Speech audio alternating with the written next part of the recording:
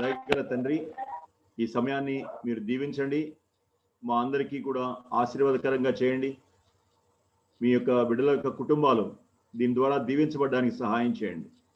ఆత్మదేవుని యొక్క సహాయాన్ని, అభిషేకాన్ని కోరుకుంటూ ఈ సమయాన్ని మీ చేతులకు అప్పగిస్తూ యేసుక్రీస్తు ప్రభు వారి దివ్యనామంలో ప్రార్థించి వేడుకుంటున్నాం తండ్రి, ఆమెన్. రైట్,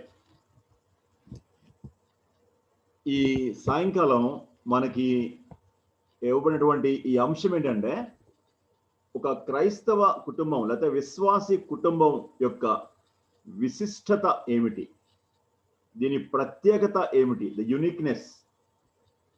మనము ఈ లోకంలో ఎన్నో కుటుంబాలను చూస్తాం. అయితే ఆ కుటుంబాలకి ఒక విశ్వాస కుటుంబానికి తేడా ఏంటి, దాని విశిష్టత ఏంటి అనే దాన్ని చూద్దాం. దీనికి ఈ సందర్భానుసారంగా ఒక వాక్యాన్ని మీ ముందుకు తీసుకుని రావాలని ఇష్టపడుతున్నాను. ద్వితీయోపదేశకాండం 33వ అధ్యాయం 29వ వచనాన్ని నేను చదువుతున్నాను. ద్వితీయోపదేశకాండం 33వ అధ్యాయం 29వ వచనం. ఇశ్రాయేలు, నీ భాగ్యం ఎంత గొప్పది, యెహోవా రక్షించిన నిన్ను పోలినవాడు ఎవడు? ఆయన నీకు సహాయకరమైన కేడము, నీకు ఔన్నత్యమును కలిగించు ఖడ్గము. ఇశ్రాయేలు, నీ భాగ్యం ఎంత గొప్పది, యెహోవా రక్షించిన నిన్ను పోలినవాడెవడు? అవును, యెహోవా దేవుడు రక్షించినటువంటి మన కుటుంబాలని పోలిన కుటుంబాలు ఏముంటాయి? ఈ ప్రత్యేకతను గురించి మనం కొంతసేపు ఆలోచిద్దాం. విశ్వాసి జీవితంలో రక్షణ తీర్మానం తర్వాత అతి ప్రాముఖ్యమైనటువంటి నిర్ణయం వివాహాన్ని గురించిన నిర్ణయమే. ఒక విశ్వాసి తన కుటుంబాన్ని ఏర్పాటు చేసుకోవడానికి వివాహాన్ని గురించినటువంటి నిర్ణయం ఎంతో ప్రాముఖ్యమైనది. అది అతని జీవితంలో ఉన్నటువంటి అన్ని రంగాలను కూడా ప్రభావితం చేస్తుంది. అతని సామాజిక జీవితం, అతని ఉద్యోగ జీవితం, అతని యొక్క కుటుంబ జీవితం, అతని యొక్క పరిచర్య జీవితం, అతని యొక్క సంబంధాలు అన్నీ కూడా ఈ కుటుంబ వ్యవస్థ ద్వారా ప్రభావితం అవుతాయి అనడానికి ఏ సందేహం కూడా లేదు. ఎందుకంటే విశ్వాస కుటుంబాన్ని, ఒక విశ్వాస కుటుంబం కట్టబడడానికి దేవుని యొక్క ఇష్టం దాని వెనకాల ఉంటుంది. ఒక విశ్వాస కుటుంబం కట్టబడడం అని అంటే దేవుని చేతిలో ఒక నూతనమైనటువంటి సాధనం ఆయనకి దొరికినట్లు. కాబట్టి దేవుడు ఒక విశ్వాస కుటుంబాన్ని కట్టడానికి ఆయనే ఎంతో ఉత్సాహంతో ఆయన అడుగులు వేస్తాడని నేను తప్పకుండా చెప్పగలను. దేవుని యొక్క సహాయం ఎంతైనా ఉంటుంది విశ్వాసి తన కుటుంబాన్ని కట్టుకోవడానికి. దేవునితో సహకరించడమే ఆలస్యం. ఆదాము హవ్వలకు ఆ దేవుడు వివాహం చేసిన తర్వాత వారికి ఇచ్చినటువంటి ఒక వాగ్దానం మనం ఆదికాండం 1వ అధ్యాయం 28వ వచనంలో చూస్తాం. అక్కడ ఏముందంటే, ఆదికాండం 1వ అధ్యాయం 28వ వచనం, మీరు ఫలించి అభివృద్ధి పొంది విస్తరించి భూమిని నిండించి దానిని లోబర్చుకునుడి. ఫలించాలి, అభివృద్ధి పొందాలి, విస్తరించాలి, భూమిని నిండించాలి, దాన్ని లోబర్చుకోవాలి. ఎన్ని ఆశయాలు దేవుడు కలిగి ఉన్నాడు. ఫలించడం అంటే సంతానం అభివృద్ధి చెందడం. అభివృద్ధి చెందడం అంటే వాళ్ళు సమృద్ధిని కలిగి ఉండడం. విస్తరించి అన్ని ప్రాంతాలకి, భూమి యొక్క అన్ని ప్రాంతాలకి వాళ్ళు విస్తరించడం. భూమిని నిండించడం. ఎవరితో నిండించాలి? విశ్వాస కుటుంబాలతోటి. ఇది దేవుని యొక్క ఒరిజినల్ ప్లాన్.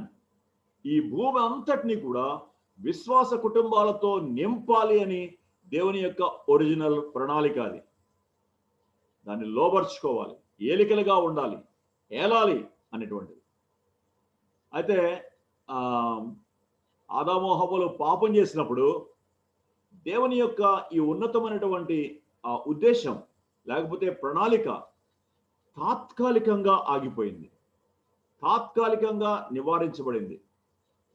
అయితే ఎప్పుడైతే యేసుక్రీస్తు ప్రభు వారి లోకానికి రావడం జరిగిందో, ఎప్పుడైతే శిలువ మీద ఆయన మానవ పాపానికి బలియాగం చేశారో, ఆదాములో మనం పోగొట్టుకున్నదంతా కూడా రెస్టోర్ చేయబడింది అనే సత్యం మనం ఎరగాలి.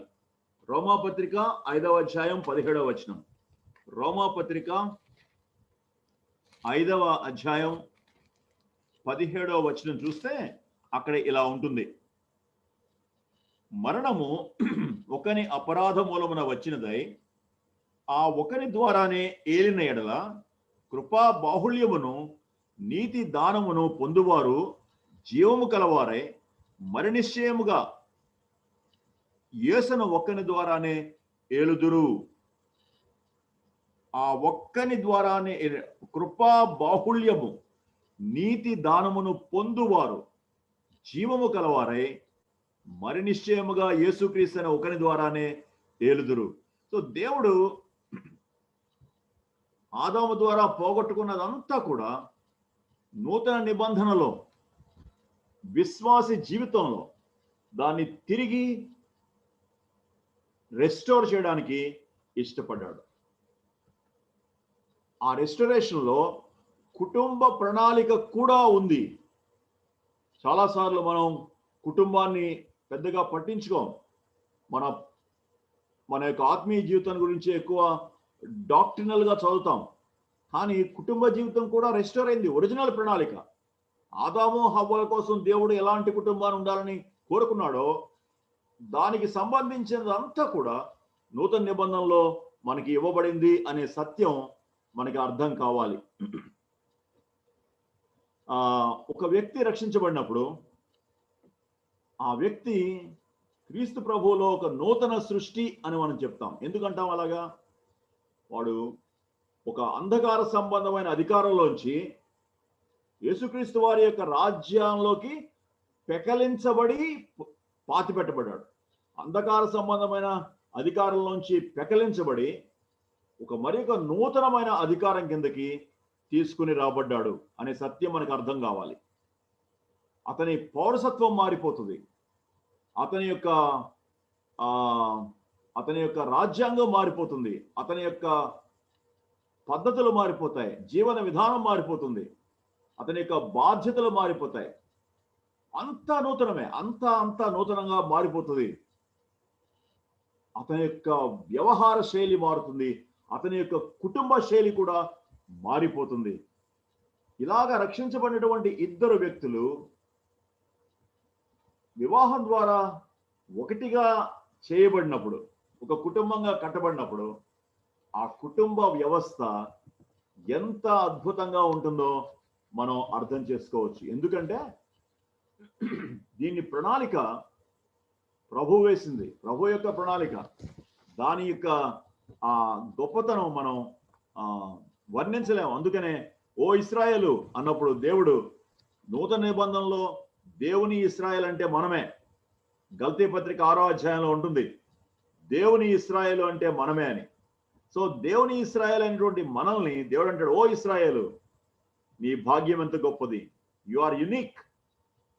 తప్పకుండా యునిక్ అన్నమాట. ఆ విశిష్టమైనటువంటి వైవాహిక సంబంధమైనటువంటి ఆ వ్యవస్థలోనికి దేవుడు మనల్ని తీసుకొస్తాడు. కాబట్టి ఎందుకు ఆ వ్యవస్థ అంత యునిక్, ఆ ప్రణాళిక ఎందుకు అంత విశిష్టమైంది అంటే వైవాహిక జీవితం ఎలా ఉండాలి, వివాహ వ్యవస్థ ఎలా ఉండాలి అని దానికి ప్రణాళిక, దానికి మూల సూత్రాలు రాసిన వాడు ఆయనే, దేవుడే. కాబట్టి అలాంటి అద్భుతమైన సూత్రాలు మీద మన వివాహ వ్యవస్థ ఉన్నప్పుడు నిజంగా అది ఒక విశిష్టమైనటువంటి వ్యవస్థగానే ఉండి తీరుతుంది. దేవుడు ఈ వివాహ వ్యవస్థని ఏర్పాటు చేసినప్పుడు ఆయన ఉద్దేశం ఏంటి, వివాహం యొక్క ఉద్దేశం ఏంటి అని కానీ మనం ఆలోచిస్తే 3 ప్రాముఖ్యమైన విషయాలు మనకు అర్థం అవ్వాలి. మొదటిది ఏంటంటే దేవుడు వివాహంలో దేవుడు ఇవ్వాలనుకున్నటువంటి 3 ముఖ్యమైన విషయాలు ఏంటంటే, లేకపోతే భార్యాభర్తలు ఇద్దరు కూడా అనుభవించాలి అని దేవుడు కోరుకున్న విషయాలు ఏంటంటే, మొట్టమొదటిది పార్ట్నర్షిప్. పార్ట్నర్షిప్ అంటే సమపాలి భాగత్వం అంటాం. సమపాలి భాగత్వం, పార్ట్నర్షిప్.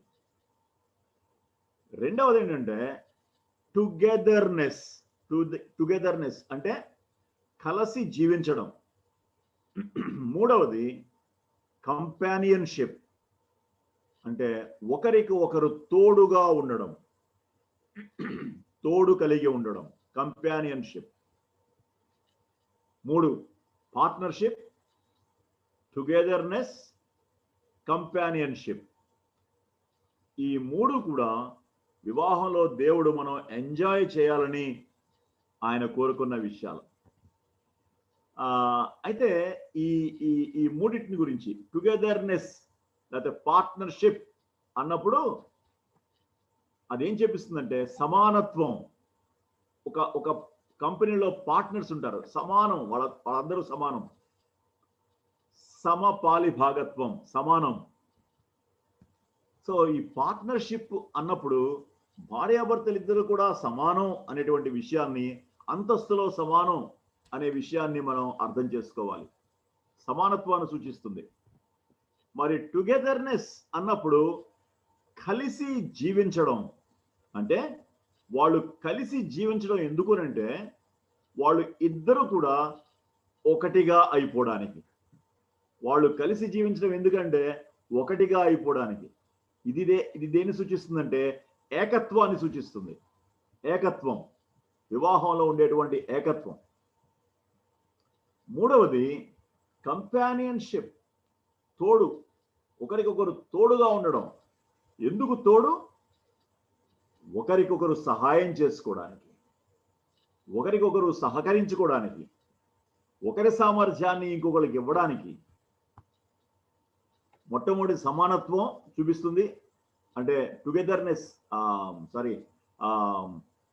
పార్ట్నర్షిప్ అనేది సమానత్వాన్ని చూపిస్తే, టుగెదర్నెస్ అనేది ఏకత్వాన్ని సూచిస్తే,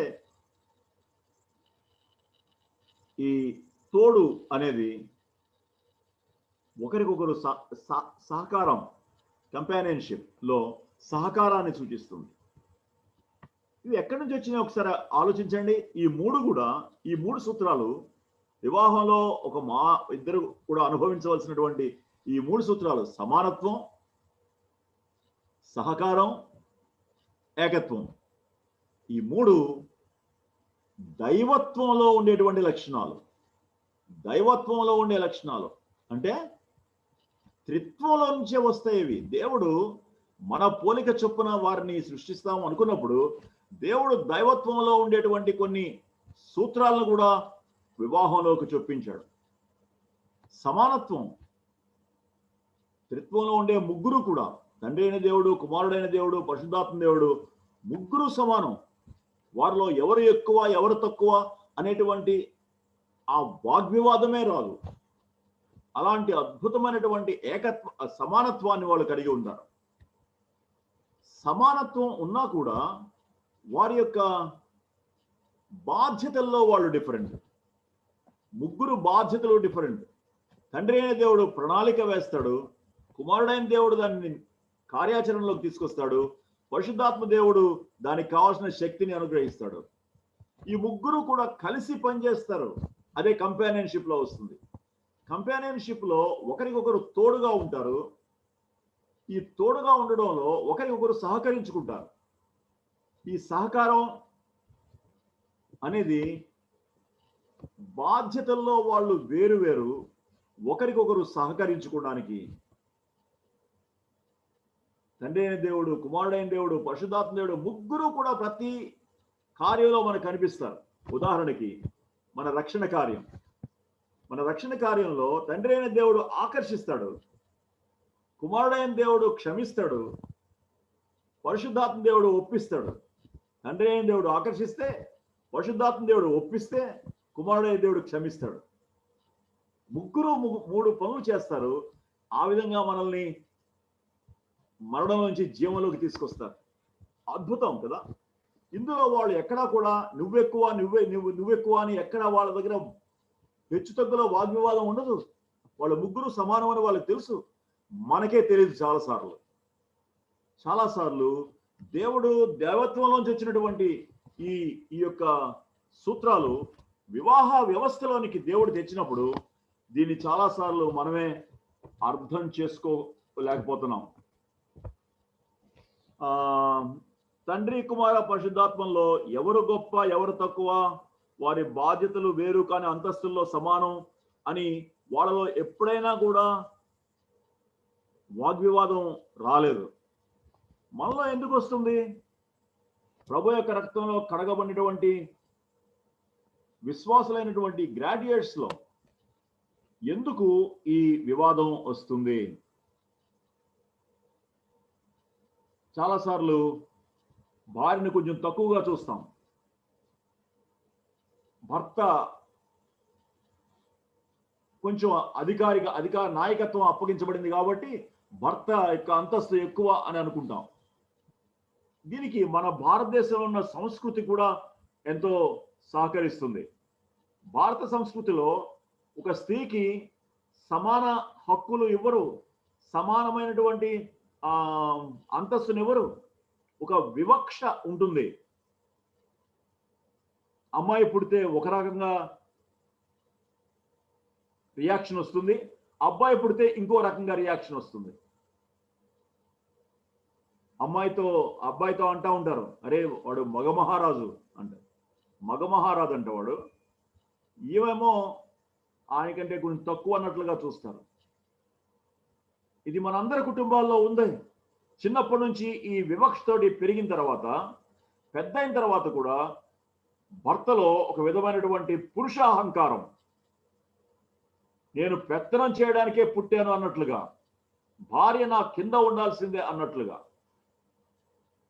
అసలు ఈ సూత్రాన్ని చేసినటువంటి దేవుడు వివాహంలో ఒక వ్యక్తులు ఎలాంటి ప్రాతిపదిక మీద జీవించాలి అని దాన్ని ప్రణాళిక రాసినటువంటి వ్యక్తుల్లో ఈ యొక్క హెచ్చుతగ్గులు లేనేలేవు. దేవుని వాక్యం ఎంతో స్పష్టంగా చెప్తుంది. 1 పేతురు 3వ అధ్యాయం 7వ వచనంలో జీవం అనేటువంటి కృపావరంలో మీరు సమపాలి భాగస్థులు అని అంటుంది. పాలి భాగస్థులు అంటే సమానం అని. దేవుడు స్త్రీని చేసేటప్పుడు, పురుషునికి స్త్రీని భార్యగా చేయడానికి నిర్ణయించుకున్నప్పుడు దేవుడు చెప్పిన మాట ఏంటంటే సాటి అయిన సహాయం. సాటి అంటే సమానం అని అర్థం. ఆమె సాటి, సమానం, అన్ని విషయాల్లో సమానం. బాధ్యతల్లో వేరువేరుగా ఉండొచ్చేమో కానీ అంతస్తులో సమానం. ఈ అద్భుతమైనటువంటి సత్యాన్ని మనం అర్థం చేసుకోకపోతే భార్యాభర్తలు ఒకరినొకరు గౌరవించుకోవడం అనేది జరగదు.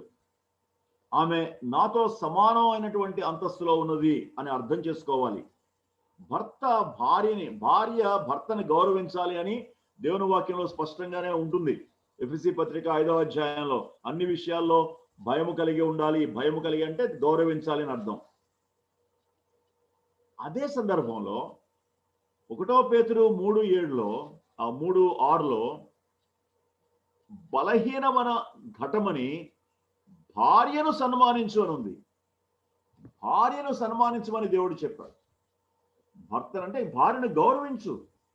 అయితే ఇక్కడ ఈ యొక్క సన్మానం మామూలుగా మనం లోకంలో బలవంతులైన వాళ్ళకి బలహీనమైన వాళ్ళు సన్మానం చేస్తారు. గొప్పవారికి తక్కువ స్థాయిలో ఉన్న వాళ్ళు సన్మానం చేస్తారు. ఉన్నతమైన స్థానంలో ఉన్న వాళ్ళకి తక్కువ స్థానం వాళ్ళు సన్మానం చేస్తారు. కానీ దేవుని వాక్యంలో ఏముందంటే భార్య బలహీనమైన ఘటం. ఆమె తన శరీరంలో బలహీనరాలు. ఆమె చాలా సున్నితమైన వ్యక్తి. కొంచెం కోపం గారిస్తే ఏడుస్తుంది. కొంచెం ఆమె శరీరం సున్నితంగా ఉంటుంది, తట్టుకోలేదు ఎక్కువ కష్టానికి, అలసిపోతుంది తొందరగా. అలాంటి ఆమెను బలహీన ఘటమని ఎంచి సన్మానించు అన్నాడు. What a god we have. బలహీనమైన వారికి సన్మానం చేసేటువంటి ఒక అద్భుతమైనటువంటి ఒక ప్రెసిడెన్సీని దేవుని వాక్యంలో రాయించి పెట్టాడు. బలహీనులను ఘనపరచడం అనేది, అంటే బలహీనులు అనే వాళ్ళు భౌతికమైన బలహీనత ఇది, అంతేగాని ఇక తక్కినమైన బలహీనత కాదు. సో ఈ యొక్క సమానత్వాన్ని అర్థం చేసుకోవాలి. టుగెదర్నెస్ అనే దాంట్లో ఇద్దరు కలిసి జీవిస్తారు. ఈ కలిసి జీవించడంలో ఒకటైపోవాలని దేవుని కోరిక. ఇద్దరు కలిసి జీవిస్తారు. ఎలాగా ఒకటైపోతారు? ఒకటైపోవడానికి జీవించడమే టుగెదర్నెస్. ఒకటైపోవడానికి జీవించడమే టుగెదర్నెస్. ఇది మనం అర్థం చేసుకోవాలి. భార్యాభర్తలు ఇద్దరు కూడా కలిసి జీవించేదానికి కారణం ఏంటంటే టు బికమ్ వన్. మనం హిందూ పురాణాల్లో అర్ధనారీశ్వరుడు అనేటువంటి ఒక కాన్సెప్ట్ ఉంది. శివుడికి సగం ఒక స్త్రీ, సగం ఏమో పురుషుడు. అయితే దేవుని వాక్యంలో అలా లేదు. ఒక వ్యక్తి, ఒక సంపూర్ణమైన వ్యక్తి భార్య, ఒక సంపూర్ణమైన వ్యక్తి భర్త, ఇద్దరు కలిసి ఒకటైపోతారు. సగం సగం కాదు ఒకటయ్యేది, ఇద్దరు కలిసి ఒకటైపోతారు. ఇద్దరు కలిసి ఒకటి ఎలాగవుతారు? దేవుని వాక్యం ఏం చెప్తుందంటే మానసికమైన ఐక్యత గురించి మాట్లాడుతుంది. భౌతికమైన ఐక్యత సెక్షువల్ యూనియన్లో ఏదో కొద్దిసేపు ఉంటుంది, కానీ మనసులు పెనవేసుకొని పోయి ఒకటి అయిపోయేటువంటి ఒక అద్భుతమైన కాన్సెప్ట్ ని దైవవాక్యం చెప్తుంది. మనసులు ఏకమైపోవడం, ఈ టుగెదర్నెస్ అనేది వారిద్దరినీ కూడా ఒకటిగా చేయడానికి అని. ఎంత అద్భుతమైనటువంటి విశిష్టమైనటువంటి సూత్రం దేవుడు వివాహంలో పెట్టాడు అనేది మనకు అర్థం కావాలి.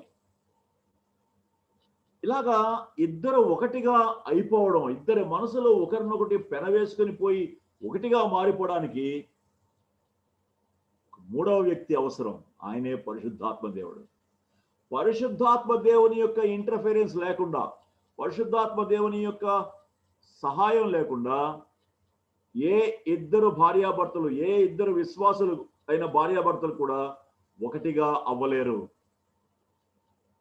పరిశుద్ధాత్మ దేవుని యొక్క అవసరత అంత అవసరం. ఆయన మాత్రమే ఒకటిగా చేయగలడు. వీరిద్దరూ సహకరిస్తేనే వాళ్ళిద్దరినీ కలిపి ఒకటిగా చేసేస్తాడు. అందుకు వాళ్ళు కొన్ని సత్యాలు అంగీకరించాలి. అవేంటంటే, మేమిద్దరం వేరువేరుగా చేయబడ్డాం, మా ఇద్దరిలో తేడాలు ఉన్నాయి, మా ఇద్దరిని దేవుడు ఒకేలాగా చేయలేదు అనే సత్యం వాళ్ళకి అర్థం కావాలి. ఆదికాండం 1వ అధ్యాయం 27వ వచనంలో ఆయన వారిని స్త్రీనిగాను పురుషునిగాను సృష్టించాడు అనుంది. స్త్రీనిగాను పురుషునిగాను అండంలోనే వాళ్ళిద్దరిని వేరువేరుగా చేశాడు అని మనకు అర్థమవుతుంది. ఇద్దరిని వేరువేరుగా ఎందుకు చేశాడు? ఇద్దరిని ఒకేలాగా ఎందుకు చేయలేదు? మనకు తెలుసును, మా భౌతికంగా వాళ్ళిద్దరు వేరువేరుగా ఉంటారు, కానీ వాళ్ళలో భౌతిక పరంగా కూడా ఎన్ని తేడాలు ఉన్నాయో. ఇక వాళ్ళ యొక్క బయోకెమిస్ట్రీకి వెళ్తే, వాళ్ళ యొక్క హార్మోన్లకు వెళ్తే, వాళ్ళ యొక్క కణాలకు వెళ్తే, ప్రతి కణం కూడా వేరువేరుగా ఉంటుంది. పురుష కణాన్ని, స్త్రీ కణాన్ని చూస్తే బాడీలో ఏ కణం తీసినా కూడా ఇది పురుష కణమా స్త్రీ కణమా చెప్పేయచ్చు. 33 ట్రిలియన్ల కణాలు ఉంటాయి ఒక బాడీలో. ఒక్క కణం తీసినా కానీ ఇది స్త్రీ నుంచి తీయబడిందా పురుషుని నుంచి తీయబడింది చెప్పొచ్చు. క్రోమోజోముల సంఖ్యలో తేడా ఉంటుంది, అక్కడ వేరువేరుగా ఉంటాయి. రక్త కణాలులో తేడా ఉంటుంది, ఎర్ర రక్త కణాల్లో ఎన్నెన్నో తేడాలు ఉన్నాయి. దేవుడు వాళ్ళని మానసికంగా, వాళ్ళ మానసిక ప్రవృత్తులు కూడా వేరువేరుగా చేశాడు. ఈ సత్యం అర్థం కావాలి. వాళ్ళు కలిసి జీవిస్తున్నప్పుడు, పరిశుద్ధాత్మ దేవుడు వాళ్ళని ఒకటిగా చేయడానికి ఇష్టపడుతున్నప్పుడు వాళ్ళకి అర్థం అవ్వాల్సిన ఒక సత్యం ఏంటంటే, దేవుడు మమ్మల్ని వేరువేరుగా చేశాడు. ఎందుకంటే మమ్మల్ని ఇద్దరిని ఒకటిగా చేయడానికి. మాలో కొన్ని లక్షణాలు కాంప్లిమెంటరీగా ఉన్నాయి. కాంప్లిమెంటరీ అంటే ఒకరిని ఒకరు పరిపూర్ణం చేసుకోవడం అని అర్థం. భర్తలో ఉన్న సామర్థ్యాలు భార్యకు అవసరం అవుతాయి, భార్యలో ఉన్న సామర్థ్యాలు భర్తకు అవసరం అవుతాయి. ఆ విధంగా ఒకరిని ఒకరు పరిపూర్ణం చేసుకునే వ్యక్తులుగా వాళ్ళని చేశారు అనే సత్యం వాళ్ళకి అర్థం కాకపోతే వాళ్ళని ఒకటిగా చేయలేడు పరిశుద్ధాత్మ దేవుడు. ఒకటిగా చేయడానికే వారిని వేరువేరుగా చేశాడు. సాతానుడు ఏం చెప్తాడంటే, మీ ఇద్దరికి పొసగదు, మీరిద్దరూ వేరు లక్షణాలు ఉన్నాయి కాబట్టి మీరిద్దరూ కలిసి జీవించలేరు. దేవుడేమో వాళ్ళని కలిసి జీవించడానికి, ఒకటిగా చేయడానికి ఆ విధంగా చేస్తే వాడు అబద్ధం చెప్తాడు. చాలా మంది భార్యాభర్తలు ఈ సత్యాన్ని ఎరగక సాతానుడి యొక్క అబద్ధానికి లోనైపోయి విడిపోయిన వాళ్ళు ఉన్నారు. వాడి ఉద్దేశం విడగొట్టడమే. దేవుడు ఎందుకు వారిని వేరువేరుగా చేశాడు అంటే, వారిలో తేడాలు ఉంచాడంటే వాళ్ళిద్దరిని ఒకటిగా చేయడానికి. ఈ సత్యం అర్థం చేసుకోవాలి. మనసులు కలుస్తాయా? మనసులు కలిస్తే ఎలా కలుస్తాయి? ఎప్పుడు కలుస్తాయి? మనసులు కలవడం అంటే అంత సులభమైన సంగతి కాదు. మనసులు కలవడానికి చాలా దినాలు పడుతుంది, చాలా సంవత్సరాలు పడుతుంది. అయితే మనసులు కలిసే దిశగా వాళ్ళు ప్రయాణించాలి. ఈ వైవాహిక జీవితంలో అడుగులు వేయాలి. మొదటి రోజు నుంచి ఆ మనసులు కలిసే దిశగా అడుగులు వేయాలి. అంటే మనసులు ఎలా కలుస్తాయి? భార్యాభర్తల మనసులు ఎలా కలుస్తాయి అంటే ఒకరినొకరు అర్థం చేసుకున్నప్పుడు. ఒకరిని ఒకరు అర్థం చేసుకున్నప్పుడు. ఎలాగ అర్థం చేసుకుంటాం ఒకరినొకరు? మనసులో ఉన్న విషయాలు ఎలాగ అర్థమవుతాయంటే వారిద్దరూ కలిసి వారి యొక్క భావాలు, భావోద్రేకాలు ఒకరితో ఒకరు పంచుకున్నప్పుడు, మనస్సులు విప్పి మాట్లాడుకున్నప్పుడు, వాళ్ళ హృదయాల్లో ఉండేటువంటి భయాలు, బాధలు, ఆందోళనలు, ఇష్టాలు, అయిష్టాలు ఒకరితో ఒకరు పంచుకున్నప్పుడు ఒకరి మనస్సు ఒకరికి అర్థమవుతుంది. మనసులు అర్థం చేసుకోవడానికి కళ్ళు పనికిరావు, బాడీని చూడడానికి పనికొస్తాయి కళ్ళు. అయితే మనసుతో చూసినప్పుడు మనసు అర్థమవుతుంది, మనసుతో మాట్లాడినప్పుడు మనసులో అర్థమవుతాయి. అందుకనే భార్యాభర్తలు ఇద్దరూ కూడా ఒకరితో ఒకరు మాట్లాడుకోవాలి, సంభాషించుకోవాలి, కమ్యూనికేట్ చేసుకోవాలి అని చెప్తాం. ఇక మన వ్యక్తిత్వాలు ఎలా ఉండాలో, వ్యక్తిత్వాలు ఎలాంటివో అర్థం చేసుకోవాలి. నా భర్త యొక్క వ్యక్తిత్వం ఏంటి, నా భార్య యొక్క వ్యక్తిత్వం ఏంటి అర్థం చేసుకోవాలి. వ్యక్తిత్వం ఏర్పడడానికి మన జీవితంలో మనం జరిగినటువంటి అనుభవాలు, మన చుట్టూ ఉన్నటువంటి మనుషులు, ఎవరి ద్వారా మనం పెంచబడ్డామో ఆ ఇంట్లో ఉండే వాతావరణం, ఇవన్నీ కూడా దోహదం చేస్తాయి. కాబట్టి మన వ్యక్తిత్వం అనేది చిన్నప్పటి నుంచి మనం పెరిగినటువంటి పెంపకం మీద, మన చుట్టూ ఉన్నటువంటి వ్యక్తుల మీద, మన జీన్స్ మీద ఆధారపడి ఉంటుంది. 50% జీన్స్ అయితే 50% మన పర్యావరణం, ఆ పర్యావరణంలో మనుషులు, అనుభవాలు, పెంపకాలు అన్నీ కలిసి ఉంటాయి. కాబట్టి ఈ సత్యాన్ని భార్యాభర్తలు అర్థం చేసుకోవాలి. ఇది అర్థం కాకుండా వాళ్ళ మనసులు కలవు. నీ భార్య వ్యక్తిత్వం నీకు అర్థమైందా? గ్రాడ్యుయేట్స్, మీ భర్త యొక్క మనస్తత్వం నీకు అర్థమైందా? నీ భర్త ఎవరో నీకు తెలుసా? నీ భార్య ఎవరో నీకు తెలుసా? ఆమె అందచందాలు లేకపోతే ఆమె యొక్క దేహం గురించి నీకు తెలిసేమో, కానీ ఆమె మనస్సు అర్థమైందా? ఆమె వ్యక్తిత్వం అర్థమైందా? అలాగే భార్య 10 సంవత్సరాలు, 15 సంవత్సరాలు, 20 సంవత్సరాలు కాపురం చేసిన తర్వాత చాలా మందికి వారి భార్య వాళ్ళ భర్త ఎవరో తెలియదు. కారణం ఏంటంటే వాళ్ళు కలిసి జీవిస్తున్నారు కానీ వాళ్ళ మనసులు కలవలేదు. సాతానుడు చాలా తెలివైన వాడు. వివాహానికి ముందు చాలా చాలా కబుర్లు ఉంటాయి, వివాహం అయిన తర్వాత కబుర్లు ఆగిపోతాయి. అంతా పై పైన మాటలే. భావోద్రేక సంబంధమైన ఆ స్థాయిలోకి వెళ్ళి షేర్ చేసుకోవడం ఉండదు. రియల్ కమ్యూనికేషన్ అంటే షేరింగ్ ఎట్ ఇమోషనల్ లెవెల్ అన్నాడు ఆయన. Sharing at emotional level.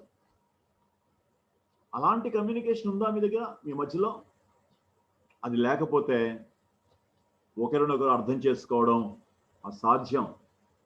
క్రైస్తవ గృహాలలో విశిష్టత ఏంటంటే వీళ్ళు కమ్యూనికేటింగ్ పీపుల్గా ఉండాలి, కమ్యూనికేటింగ్ కపుల్గా ఉండాలని దేవుని యొక్క ఇష్టం. కమ్యూనికేటింగ్ కపుల్ అంటే అర్థం ఏంటి?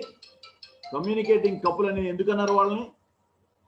ఎందుకంటే మనకి ఒక కమ్యూనికేటింగ్ గాడ్ ఉన్నాడు. మన God is a communicator God. ఆయన మాట్లాడే దేవుడు, ఆయన మనతో సంభాషించే దేవుడు, అనుదినం మనతో సంభాషించే దేవుడు. ఆయన సంభాషించకపోతే మనం ఇప్పటిదాకా బతికుండే వాళ్ళం కాదు, ఆత్మీయ జీవితంలో ముందుకెళ్లే వాళ్ళమే కాదు. ఎన్నిసార్లు మాట్లాడాడో మనతోటి. Because we have a communicator God, we can communicate with each other. మనం దేవుడు మనతో కమ్యూనికేట్ చేయకపోతే మన జీవితాలు ఎలా ఎండిపోతాయో, భార్యాభర్తలు కూడా ఒకరితో ఒకరు కమ్యూనికేట్ చేసుకోకపోతే వాళ్ళ జీవితాలు కూడా ఎండిపోతాయి. దేవునితో మనం మాట్లాడతాం. దేవునితో మాట్లాడేటప్పుడు ఎమోషనల్ లెవెల్లో మనం మాట్లాడతాం. ఎమోషనల్ లెవెల్లో పాపం చేసినప్పుడు ఏడుస్తాం దాని దగ్గరికి వెళ్ళి, ప్రభా పడిపోయాను ప్రభా, తప్పాను ప్రభా, మిమ్మల్ని బాధ పెట్టాను ప్రభా అని ఎన్నిసార్లు ఏడుస్తాం. మన యొక్క రిగ్రెట్ని చెప్తాం దేవునికి. సారీ ప్రభా, క్షమించు ప్రభా అని అడుగుతాం. కనికరం చూపించమని ప్రార్థన చేస్తాం. దేవుడు కనికరం చూపిస్తాడు, క్షమిస్తాడు, ఆదరిస్తాడు, మళ్ళీ మాట్లాడతాడు. భయపడొద్దు అని మాట్లాడతాడు ఎన్నోసార్లు, క్షమించాలని చెప్తాడు. అయితే భార్యాభర్తల మధ్యలో ఇలాంటి కమ్యూనికేషన్ ఉంటే ఎంత అద్భుతంగా ఉంటుంది.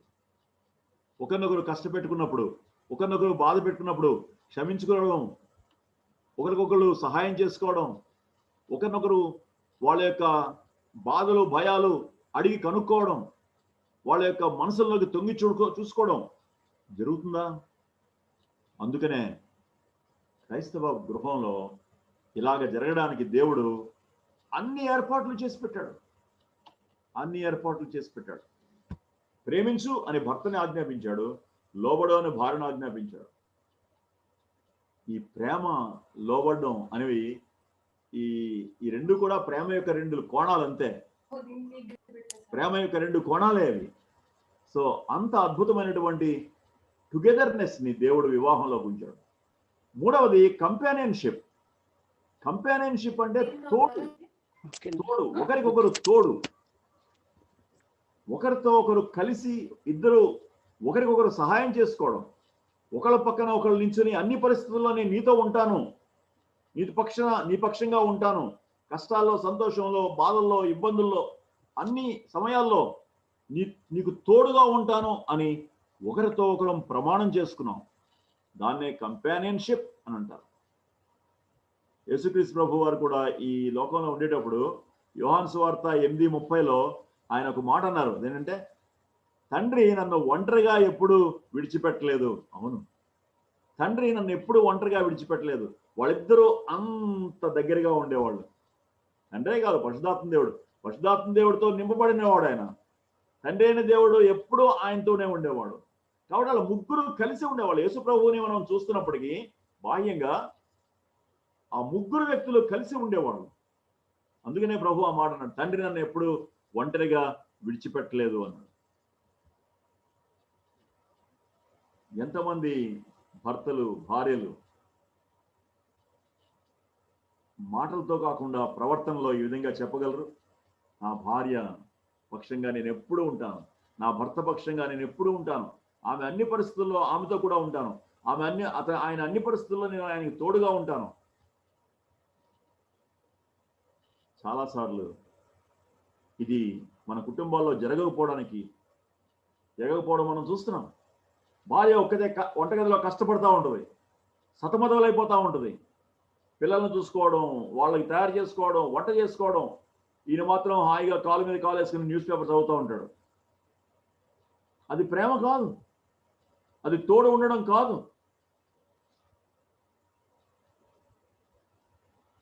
కొన్నిసార్లు ఈయన అలసిపోయి ఎక్కడో ఆఫీసులో ఏదో గొడవ అయిపోయి, లేకపోతే బాస్ ఏదో అని ఆయన ఎంతో కృంగిపోయి వస్తే ఆమె పట్టించుకోకపోవచ్చు. ఆమె తన యొక్క ఆ పనుల్లో తను మునిగిపోయి ఉండొచ్చు. తోడు ఇవ్వలేని పరిస్థితి. ఇద్దరు వ్యక్తుల యొక్క సామర్థ్యాలు ఒకే రకంగా ఉండవు. అంటే భార్య యొక్క సామర్థ్యాలు, భర్త యొక్క సామర్థ్యాలు ఒకే రకంగా పెట్టలేదు దేవుడు. భార్య యొక్క సామర్థ్యం భర్త యొక్క అవసరాలను తీరుస్తుంది. భర్త యొక్క సామర్థ్యం భార్య యొక్క అవసరాన్ని తీర్చడానికే దేవుడు పెట్టాడు. భార్య ఎమోషనల్గా ఆలోచిస్తుంది, భావోద్రేక పరంగా ఆలోచిస్తుంది. భర్త హేతుబద్ధంగా ఆలోచిస్తాడు. రీజన్ ఆలోచిస్తాడు. రెండూ కావాలి, రెండూ అవసరం ఒక నిర్ణయానికి. సో కేవలం ఎమోషన్ ఒకటే సరిపోదు, కేవలం ఒకటే రీజన్ సరిపోదు. అందుకనే ఇద్దరిని వేరువేరుగా ఉంచి ఇద్దరిని కలిపి ఒక యూనిట్గా చేయడానికి దేవుడు ఇష్టపడతాడు. ఈ తోడులో ప్రేమ చాలా ప్రాముఖ్యమైనటువంటి పాత్ర వహిస్తుంది. ప్రేమ లేకపోతే ఒకరితో ఒకరు తోడుగా ఉండలేరు. ప్రభు అన్నాడు, భార్యాభర్తల మధ్యలో ఎంత ప్రేమ ఉండాలి అనంటే, క్రీస్తు ప్రభు వారు సంఘం పట్ల చూపించినంత ప్రేమ ఉండాలి. భర్త భార్యని ఎంత ప్రేమతో ప్రేమించాలి అనంటే, యేసుక్రీస్తు ప్రభు వారు సంఘాన్ని ఎంత ప్రేమతో ప్రేమించాడో అంత ప్రేమతో ప్రేమించాలి. భార్య భర్తకి ఎంత లోబడాలి అనంటే, యేసుక్రీస్తు ప్రభు వారు శిష్యుల పాదాలు కడిగినంత తగ్గించుకోవాలన్నాడు. అంటే ఎంత ప్రేమ! తగ్గించుకోవడం, ప్రేమించడం రెండూ కూడా ప్రేమ యొక్క రెండు కోణాలుగా మనం చూస్తాం. కాబట్టి ప్రేమ అనేది దేవుడు ప్రేమించాలి అని చెప్పినప్పుడు, వివాహ జీవితంలో ప్రేమ అన్నప్పుడు అది మామూలు ప్రేమ కాదు. దయచేసి మనం చూపించే ప్రేమ అనుకోవద్దు. మన ప్రేమ ఇచ్చిపుచ్చుకునే ప్రేమ. నువ్వు నన్ను ప్రేమించు, నేను నిన్ను ప్రేమిస్తాను. నేను నిన్ను ప్రేమిస్తాను, నువ్వు నాకు లోబడు. అంతవరకే. ఇది మానవ ప్రేమ. దైవ ప్రేమ అంతటితో ఆగదు. నువ్వు ప్రేమించినా ప్రేమించకపోయినా నేను ప్రేమిస్తూనే ఉంటాను. నువ్వు నాకు లోబడకపోయినా నేను లోబడతానే ఉంటాను. అందుకని యోహాను సువార్త 4వ అధ్యాయం తీయండి. యోహాను సువార్త 1వ యోహాను పత్రిక 4వ అధ్యాయంలో, 1వ యోహాను పత్రిక 4వ అధ్యాయం 7వ వచనంలో ప్రేమ గురించి, దైవ ప్రేమ గురించి మాట్లాడుతూ, ప్రియులారా మనం ఒకరినొకడు ప్రేమింతము, ఏలయనగా ప్రేమ అనే దగ్గర అగాపే అని వాడారు. ఏలయనగా అగాపే దేవుని మూలముగా కలుగుతున్నది, నీలో ప్రొడ్యూస్ కాదది. ఈ ప్రేమ, వివాహ జీవితంలో ఉండేటువంటి దైవ ప్రేమ మనలోంచి వచ్చేది కాదు. మనలోంచి మనం ప్రొడ్యూస్ చేయలేం, ఇంపాసిబుల్. ఈ దైవ ప్రేమ మనలోంచి ప్రొడ్యూస్ కాదు. దాని మూలం చూడండి ఎక్కడుందో. ఎలా అనగా ప్రేమ దేవుని మూలముగా కలుగుతుంది. దేవుడు మూలం దానికి, మానవుడు కాదు. దేవుని మూలంగా కలుగుతుంది. మరి దేవుని మూలంగా కలిగితే మనకి ఎక్కడి నుంచి వస్తుంది? రోమపత్రిక 5:5 చూడండి. రోమపత్రిక 5:5లో, ఎందుకనగా ఈ నిరీక్షణ మనలను సిగ్గుపరచదు, మనకు అనుగ్రహించబడిన పరిశుద్ధాత్మ ద్వారా దేవుని ప్రేమ అగాపే మన హృదయములలో కుమ్మరించబడి ఉన్నది. పరిశుద్ధాత్మ ద్వారా. ఎప్పుడు వస్తాడు పరిశుద్ధాత్మ దేవుడు మనలోకి? రక్షించబడినప్పుడు పరిశుద్ధాత్మ దేవుడు మనలోకి వచ్చినప్పుడు, పరిశుద్ధాత్మ దేవుడు దేంతో మన హృదయాన్ని నింపుతాడు? దేవుని ప్రేమతో నింపుతాడు. దేవుని ప్రేమ అనేది ఆత్మ యొక్క ఫలం, ఆత్మదేవుని ఫలం. గలతీ 5:22లో ఆత్మదేవుని యొక్క ఫలంలో ఉండే 9 లక్షణాల గురించి చెప్పాడు అక్కడ. ఆ 9 లక్షణాల్లో మొట్టమొదటిది ఏంటి? ప్రేమ. మామూలు మన ప్రేమ కాదు, అది దైవ ప్రేమ. అది కేవలం ఆత్మదేవుడు మాత్రమే ఇవ్వగలడు. అందుకని దాని పేరే ఆత్మ ఫలం, లేకపోతే మానవ ఫలం అనేవాళ్ళు. మానవ ఫలం కాదు, అది ఆత్మ ఫలం. ఆత్మదేవుడు ఇచ్చేటువంటి దైవ ప్రేమను కలిగి ఆయనే సప్లై చేస్తాడు. ఈ ప్రేమ వ్యక్తం కావాలి. భార్య పట్ల, భర్త పట్ల ఈ ప్రేమ వ్యక్తం కావాలి. ఈ ప్రేమ ఏం చేస్తుంది అంటే, ఈ ప్రేమ జీవితాలని మార్చేస్తుంది, ప్రవర్తనని మార్చేస్తుంది. 13వ అధ్యాయం 1వ కొరింథీ పత్రిక. ఈ ప్రేమ దయ చూపిస్తుంది, ఈ ప్రేమ దీర్ఘశాంతం చూపిస్తుంది, ఈ ప్రేమ తప్పుల్ని ఎంచదు, ఈ ప్రేమ నమ్ముతుంది, ట్రస్ట్ చేస్తుంది, ఈ ప్రేమ డంబాలు చెప్పదు, ఈ ప్రేమ అమర్యాదగా మాట్లాడదు, ఈ ప్రేమ క్షమిస్తుంది, తాళుకుంటుంది. ఎంత అద్భుతమైన ప్రేమ! ఈ ప్రేమతో భార్యాభర్తలు నిండి ఉండాలని దేవుడు కోరుకున్నాడు. అందుకనే ఆదాము హవ్వల్లో దేవుడు ఈ ప్రేమను ఉంచాడు. ఆ ప్రేమను మళ్ళీ యేసు ప్రభువారు రెస్టోర్ చేశాడు. ఇది అవిశ్వాసులకు లేదు ఇది. కాబట్టి ఈ ప్రేమతో ఒకరినొకరు ప్రేమించుకునే భాగ్యం కేవలం విశ్వాసులకే ఉంది. ఎంత గొప్ప ప్రేమికులు ఉన్నా కూడా ఈ ప్రేమతో ప్రేమించలేరు. ఘంటాపదంగా చెప్పగలం. ఎందుకంటే ఈ ప్రేమ దేవుని మూలంగా కలుగుతుంది. ఈ ప్రేమ దేవుని మూలంగా కలుగుతుంది. కేవలం విశ్వాసులకు మాత్రమే. ఈ ప్రేమ కేవలం విశ్వాసులకు మాత్రమే. ఎలాంటి అద్భుతమైనటువంటి ప్రేమను మనకి దేవుడు ఇవ్వడానికి ఇష్టపడ్డాడు. ఇలాంటి ప్రేమతో ఉన్నటువంటి కుటుంబాలు ఎంత విశిష్టంగా ఉంటాయి, ఎంత ప్రత్యేకంగా ఉంటాయి, ఈ లోకానికి ఎంత ఆశ్చర్యాన్ని కలిగిస్తాయి ఆ కుటుంబాలు. వాళ్ళలో ఉండే ప్రేమ, వాళ్ళలో ఉండే తగ్గింపు, వాళ్ళలో ఉండేటువంటి సహకారం, వాళ్ళలో ఉండేటువంటి క్షమాగుణం, వాళ్ళలో ఉండేటువంటి ఒకరికొకరు అంగీకరించుకోవడం, ఒకరినొకరు క్షమించుకోవడం, ఓర్చుకోవడం, అసలు ఆ వాతావరణమే వేరుగా ఉంటుంది ఆ కుటుంబంలో. అయితే ఇక్కడ ఒక సత్యం మనకు అర్థం కావాలి. ఈ ప్రేమ, ఈ దైవ ప్రేమ ఏ వ్యక్తుల్లోకి ప్రవహిస్తుంది? ఎందుకు నాలో ఆ దైవ ప్రేమ రావట్లేదు?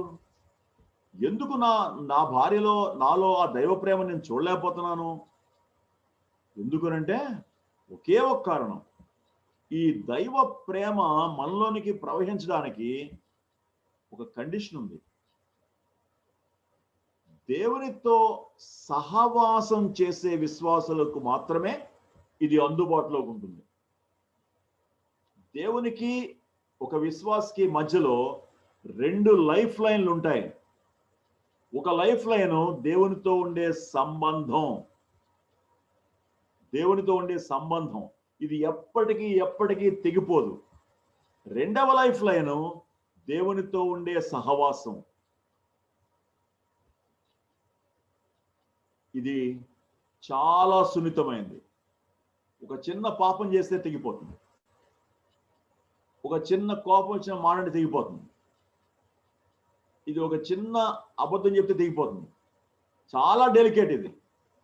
దేవునితో ఉండే సంబంధం మాత్రం యుగ యుగాలు అలాగే ఉంటుంది. ఇక దానికి చెక్కు చెదరదు. అది సహవాసం మాత్రం ఒక చిన్న పాపం చేయగానే తెగిపోతుంది. అయితే ఇక్కడ సమస్య ఏంటంటే, ఈ సహవాసం అనేటువంటి లైఫ్ లైన్లోంచే దేవుని యొక్క సమృద్ధి జీవం ప్రవహిస్తుంది. దేవుని ప్రేమ దీంట్లోంచి ప్రవహిస్తుంది. సంబంధంలోంచి కాదు, సహవాసంలోంచి ప్రవహిస్తుంది.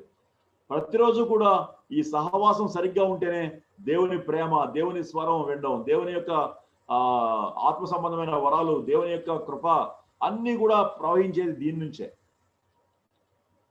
అందుకని యోహాను సువార్త 10వ అధ్యాయంలో 10వ వచనంలో అనుకుంటాను, గొర్రెలకు జీవమును సమృద్ధి జీవాన్ని ఇవ్వడానికి నేను వచ్చాను. జీవమేమో సంబంధంలోంచి వస్తుంది, సమృద్ధి జీవమేమో సహవాసంలోంచి వస్తుంది. జీవమేమో రక్షించబడడానికి, సమృద్ధి జీవమేమో రక్షణ జీవితం కొనసాగడానికి. చాలా మంది విశ్వాసులు, చాలా మంది గ్రాడ్యుయేట్స్ సంబంధం అనేటువంటి ఒకే ఒక లైఫ్ లైన్తో బతుకుతున్నారు. సహవాసం ఎప్పుడో దిగిపోయింది. అందుకనే సమృద్ధి జీవం, అందుకనే దేవుని యొక్క ప్రేమ వ్యక్తం కావటం లేదు. అందుకనే సహవాసం, ఆత్మదేవుని యొక్క సహవాసం లేదు. కాబట్టి ఆ తోడు, ఒకరికొకరు తోడుగా ఉండాలనే సత్యాన్ని మర్చిపోయారు. పట్టించుకోలేకపోతున్నాం ఒకరినొకరు. నిన్ను వల్ల నీ పొరుగువాడిని ప్రేమించాలి అంటే ఎక్కడో పొరుగువాడి గురించి ఏదో ఆలోచిస్తున్నాం. ఆ ఈ స్టూడెంట్ లేకపోతే ఇంకొక గ్రాడ్యుయేట్ గురించి ఆలోచిస్తున్నాం. పక్కనే ఉన్నటువంటి భార్య, పక్కనే ఉన్నటువంటి భర్త పొరుగువాడని సత్యం మర్చిపోయాం.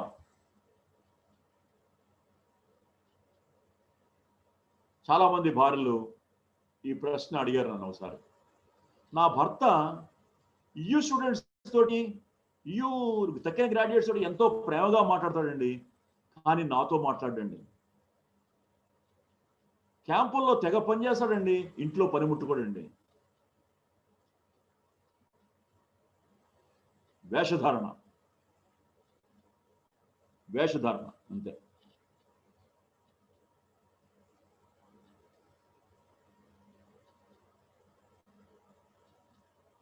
ఒక భార్య గురించి భర్త ఇచ్చే సాక్ష్యమే నిజమైన సాక్ష్యం. ఒక భర్త గురించి భార్య ఇచ్చే సాక్ష్యమే నిజమైన సాక్ష్యం. వీళ్ళిద్దరి గురించి పిల్లలు ఇచ్చే సాక్ష్యమే నిజమైన సాక్ష్యం. తక్కిన వాళ్ళ గురించి తక్కిన వాళ్ళు ఇచ్చే సాక్ష్యం కాదు. ఎందుకంటే వాళ్ళు బయట నటన చూస్తారు, వీళ్ళు రియాలిటీ చూస్తారు. తక్కిన వాళ్ళు రియాలిటీ. కుటుంబంలో రియాలిటీ ఉంటుంది, బయట నటన ఉంటుంది. చాలా మంది నటిస్తారు బయట, కుటుంబంలో యాక్చువల్గా వాళ్ళ రియాలిటీ కనిపిస్తుంది.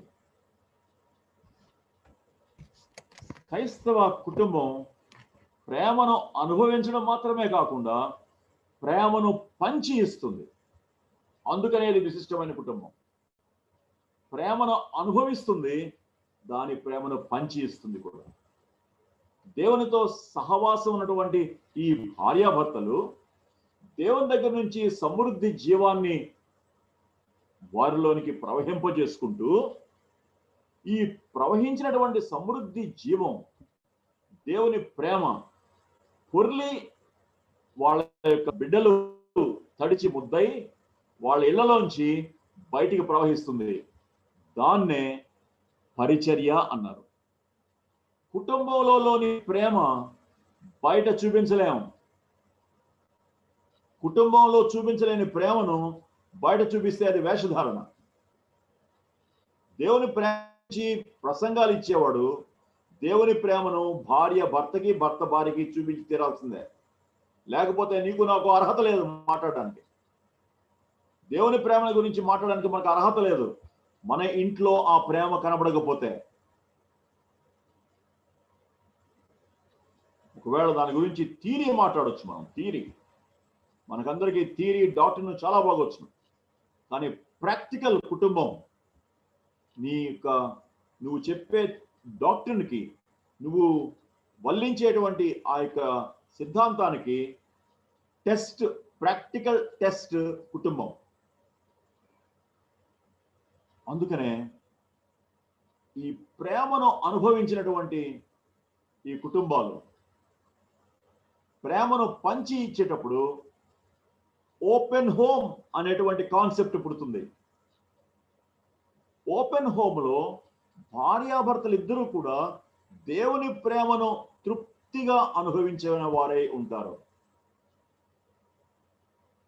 వీళ్ళిద్దరి మధ్యలోనే ప్రేమ లేకపోతే స్టూడెంట్స్కి ఏం పంచి ఇస్తారు? ప్రేమను అనుభవించిన వాళ్ళే ప్రేమను పంచి ఇస్తారు. ఒకవేళ అలా కాకపోతే, అనుభవించకుండా పంచి ఇచ్చినట్లు నటించడమే అవుతుంది, కానీ అది వాస్తవికమైనటువంటి సత్యం కాదు.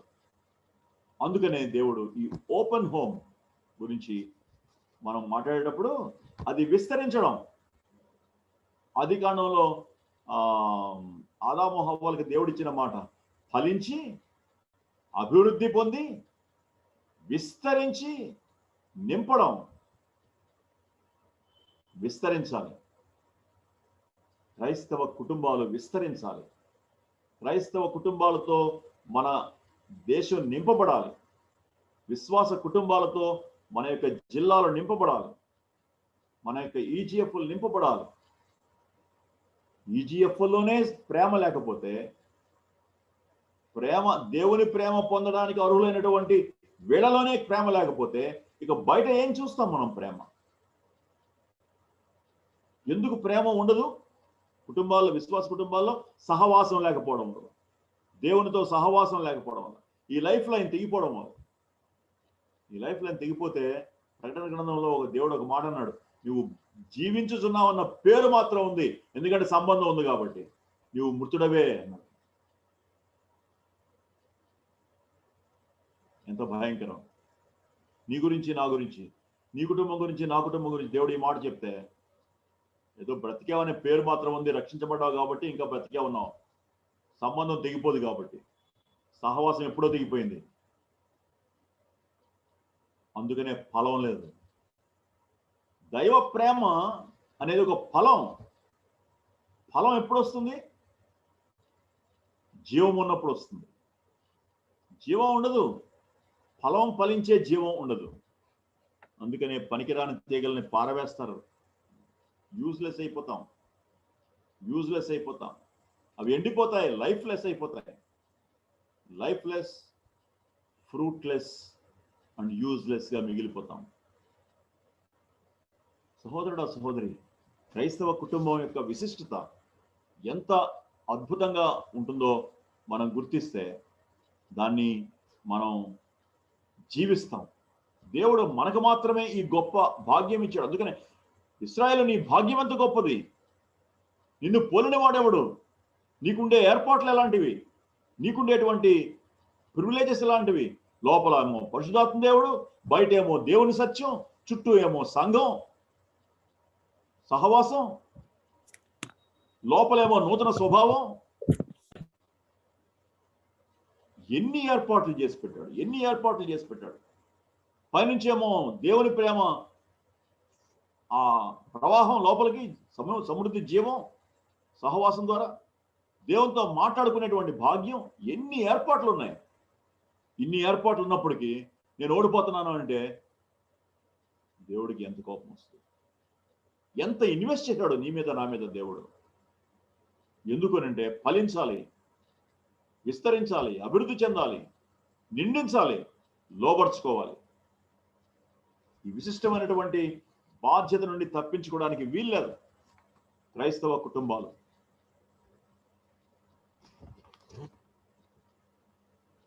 క్రైస్తవ కుటుంబం యొక్క విశిష్టత పిల్లల్ని పెంచడంలో కూడా ఉంటుంది. పిల్లలు దైవ ప్రేమని తల్లిదండ్రుల్లో చూడగలగాలి. మాదిరి చూపించి పిల్లల్ని పెంచాలి. చూడండి రా మమ్మల్ని, యేసుప్రభు అంటే, యేసుప్రభు ప్రేమ చూడండి మాలో, యేసుప్రభు క్షమాపణ చూడండి మాలో, యేసుప్రభు యొక్క ఓర్పు చూడండి మాలో. మమ్మల్ని చూసి దేవుని ప్రేమ అర్థం చేసుకోండి అని చెప్పగలిగిన ధైర్యం తల్లిదండ్రులకి ఉండాలి. మా మధ్యలో ఉండే ప్రేమ చూడండి, మా మధ్యలో ఉండే ఐక్యత చూడండి, మా మధ్యలో ఉండే ఏకత్వం చూడండి, మా మధ్యలో ఉండే సహకారం చూడండి. మేము ఒకరినొకరు ఎలా ప్రేమించుకుంటాం, ఒకరినొకరు ఎలా క్షమించుకుంటాం, ఒకరి పట్ల ఒకరు ఎలాగా ఓర్పు చూపిస్తాం, మమ్మల్ని చూసి నేర్చుకోండి అని చెప్పే ధైర్యం ఉండాలి. పిల్లలు తల్లిదండ్రుల యొక్క మాదిరిని చూసి పెరుగుతూ ఉండాలి. దైవవాక్యం ఉంది వాళ్ళకి, అయితే మోడలింగ్ ఏది? వాళ్ళకి రైట్ మోడల్ ఎక్కడ కనిపిస్తుంది? తల్లిదండ్రుల్లో. దేవుని ప్రేమతో నింపబడేటువంటి తల్లిదండ్రుల్లో, నాయకత్వాన్ని అంగీకరించేటువంటి తల్లిలో, భార్యని ప్రేమించేటువంటి తండ్రిలో. ఎంత అద్భుతమైనటువంటి కుటుంబంగా దేవుడు క్రైస్తవ కుటుంబాన్ని చూడడానికి ఇష్టపడ్డాడు. అలాంటి కుటుంబంలో పుట్టడం ఒక భాగ్యం. తల్లిదండ్రులు, విశ్వాసమైన తల్లిదండ్రులు, దేవుని కుటుంబంగా చెప్పినటువంటి తల్లిదండ్రులు ఉండడమే ఒక భాగ్యం. బిడ్డలు తల్లిదండ్రుల కోసం, మా నాన్నగారు మా అమ్మ దేవుని పాదాల దగ్గర పడతారు. ఏదైనా అవసరం వస్తే ముందు వెళ్ళి ప్రార్థన చేసుకుంటారు ఇద్దరు కూడా కలిసి. దేవుని కన్నీటితో అడగడం మేము చూసాం చాలాసార్లు అని బిడ్డలు చెప్పగలిగి ఉండాలి. బిడ్డల యొక్క జీవితంలో అది చెరగని ముద్రను వేస్తుంది. వాళ్ళు పెద్ద అయిన తర్వాత, వాళ్ళు ఒక భర్తగా ఒక భార్య అయిన తర్వాత నాన్నగారు అమ్మ మోడల్ వాళ్ళ హృదయంలో ప్రింట్ అయిపోయి ఉంటుంది.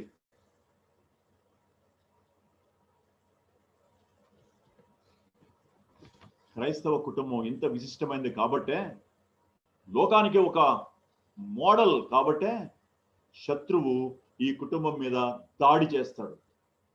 ఈ కుటుంబం అలా ఉండడం ఇష్టం లేదు వాడికి.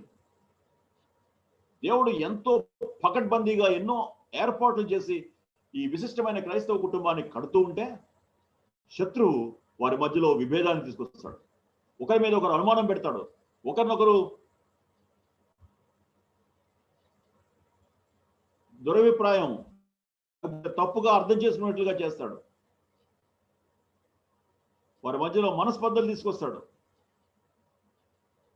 కలిసి ఉండి వాడిని ఎదిరించడం ఒకటే మార్గం. ఏకత్వం అనేది కలిసి ఎదిరించడం. ప్రసంగి 4లో మనం చూస్తాం. ఇద్దరు ఉండడం వల్ల ఒకడు పడిపోయినా ఇంకొకడు లేపుతాడు. కలిసి ఎదిరించాలి. కలిసి శత్రువుని ఎదిరించడానికి వీలవుతుంది. సినర్జిక్ ఎఫెక్ట్ తోటి, టుగెదర్నెస్ ద్వారా కలిసి పోరాడడానికి, కలిసి ప్రార్థన చేయడానికి, కలిసి దేవుని వాక్యం చదువుకోవడానికి, కలిసి ఒకరికొకరు సహాయం చేసుకుంటూ బిడ్డల్ని పెంచుకోవడానికి ఈ క్రైస్తవ కుటుంబం ఒక్కటే సాధ్యం. క్రైస్తవ కుటుంబానికి ఒకటే సాధ్యం. మన బలమంతా మన ఏకత్వంలోనే ఉంది. భార్యాభర్తల ఏకత్వంలో ఎంత బలం ఉందో, ఎలాంటిదైనా కూడా, ఎలాంటి ప్రమాదానైనా కూడా ఎదుర్కోవచ్చు. ఏకత్వంలో అంత బలం ఉంది. అందుకనే ప్రభు 17వ అధ్యాయంలో యోహాను సువార్తలో ఏకత్వం కోసం ఎలా ప్రార్థన చేశాడు? అయ్యా, వాళ్ళని ఏకంగా ఉండు, మనం ఎలాగే ఏకంగా ఉన్నామో వాళ్ళని కూడా అలాగే ఏకంగా ఉంచు. వాళ్ళని లోకంలో తీసుకెళ్ళిపోమని నేను అంటలేదు. దుష్టు నుంచి కాపాడు. వాడు విడదీస్తాడు. అయ్యా, వాళ్ళ నుంచి కాపాడు. వాళ్ళు ఏకంగా ఉండడానికి సహాయం చేయి. నీకోసం ప్రార్థన చేసేటువంటి ఒక అడ్వకేట్ నుంచాడు అక్కడ పైన. కిందేమో నీకు ప్రార్థన నేర్పించడానికి ఆత్మదేవుడు నుంచాడు. పైనేమో నీ గురించి విజ్ఞాపన చేయడానికి దేవుని కుమారుడు పక్కనే ఉన్నాడు. సింహాసనం పక్కన, తండ్రి సింహాసనం పక్కన. ఎన్ని ఏర్పాట్లు ఉన్నాయి. పాపంలో పడిపోతే ఉత్తరవాదు ఉన్నాడు అక్కడ మనకి. గబుకుని వెళ్ళి ప్రభు తప్పు అయిపోయింది క్షమించమని క్షమించేస్తాడు. ఎన్ని ఏర్పాట్లు చేశాడో ప్రభు. ఈ విశిష్టమైన కుటుంబం, ఇంత అద్భుతమైన కుటుంబంలోకి నిన్ను నన్ను తీసుకొచ్చాడు దేవుడు. ఇలాంటి కుటుంబాలు కట్టుకోవడానికి యవనస్తులు, పెళ్లి కాని బిడ్డలకు దేవుడు అవకాశం ఇస్తున్నాడు.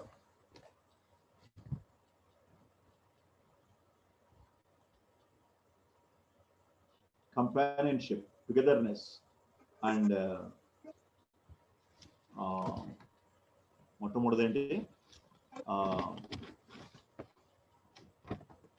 మర్చిపోయాను. Partnership, togetherness, companionship. పార్ట్నర్షిప్, సమపాలి భాగత్వం. మేమిద్దరం ఒకటే, సమానం. మా బాధ్యతలు వేరు, అయితే అంతస్తులు మా ఒకటే. గౌరవించుకోవడం ఒకళ్ళనొకళ్ళు.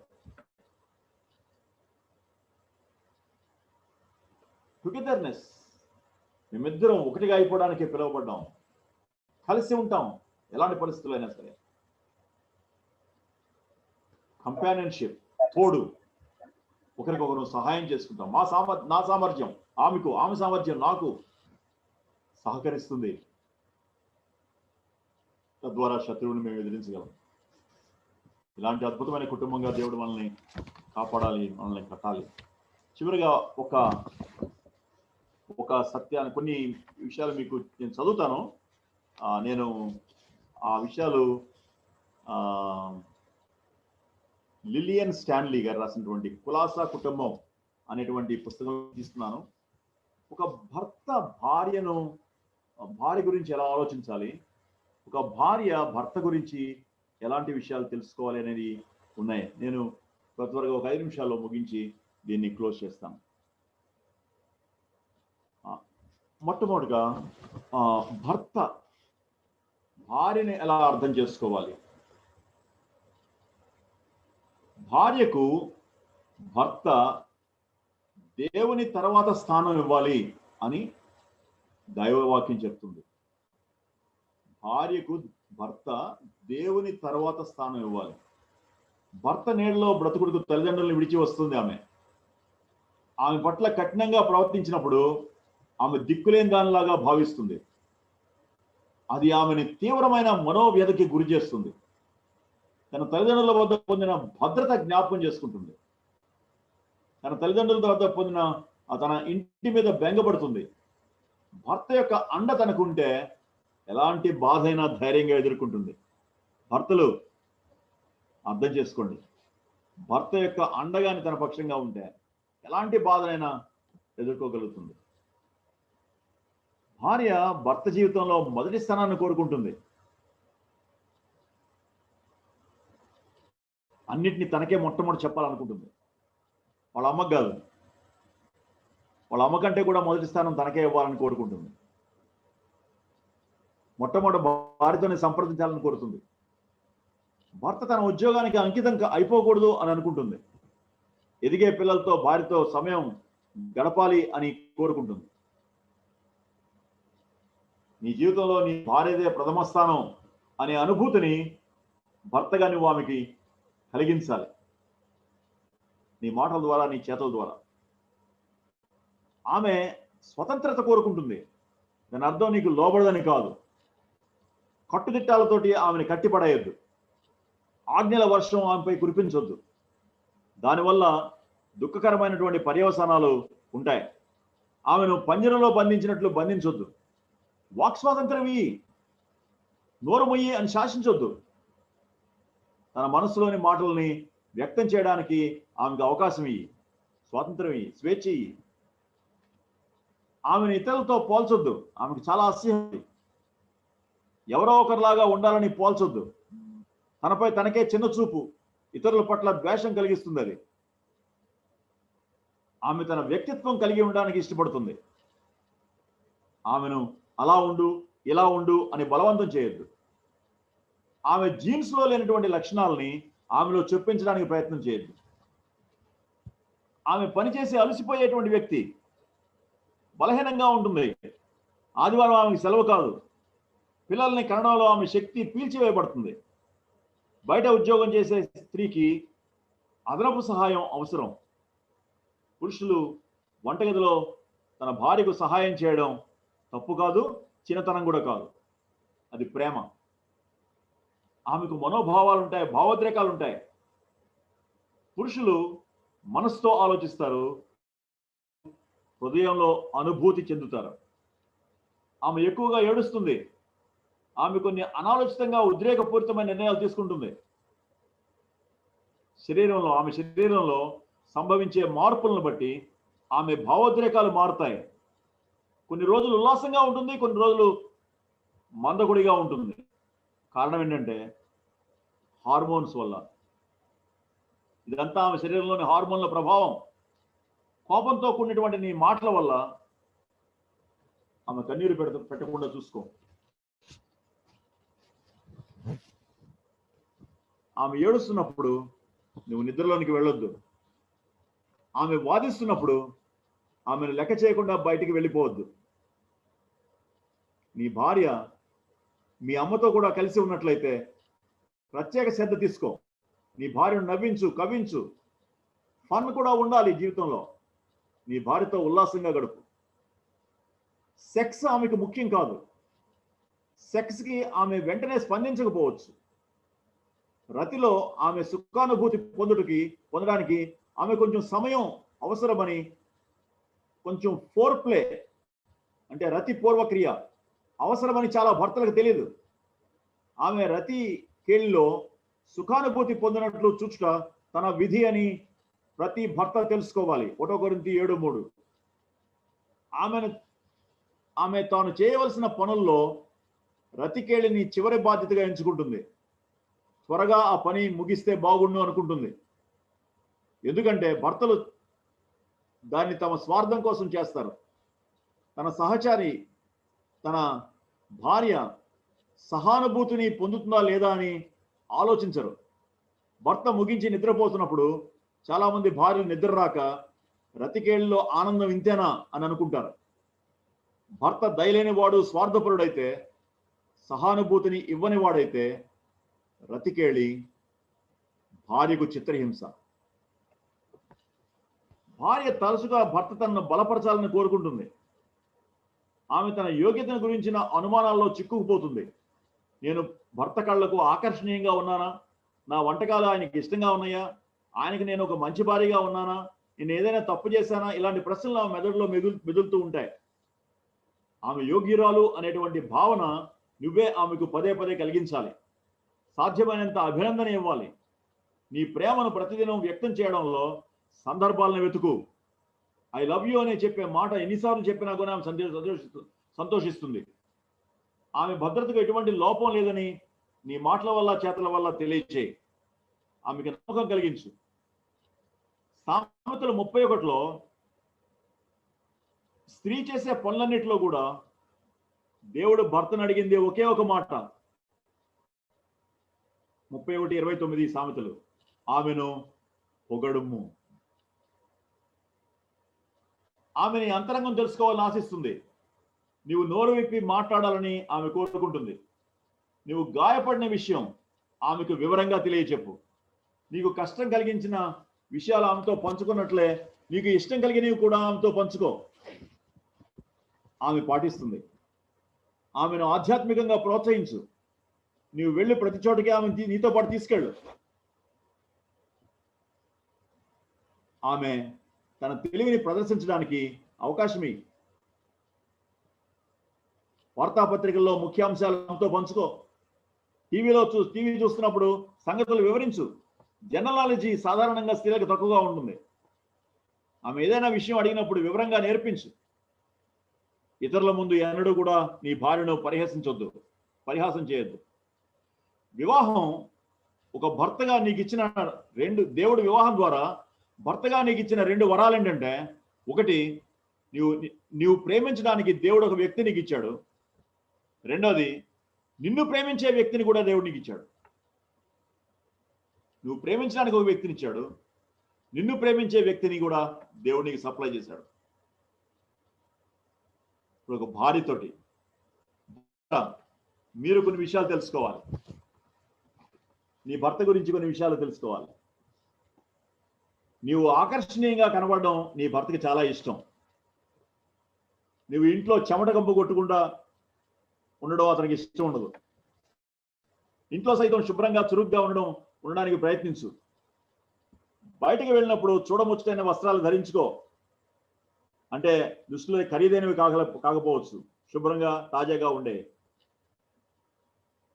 ఇంట్లోపల ఉన్నప్పుడు మురికి నైటీలు, చిరిగిపోయే నైటీలు వేసుకోవద్దు. మంచివి శుభ్రంగా ఉన్న నైటీలు వేసుకో.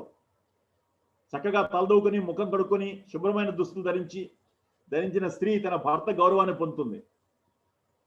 ఒకవేళ నోట్లోంచి దుర్వాసన వస్తుంటే దాని గురించి తగు శ్రద్ధ తీసుకో. అప్పుడప్పుడు నీ కేశాలంకరణ మార్పుని అతను కోరుకుంటాడు.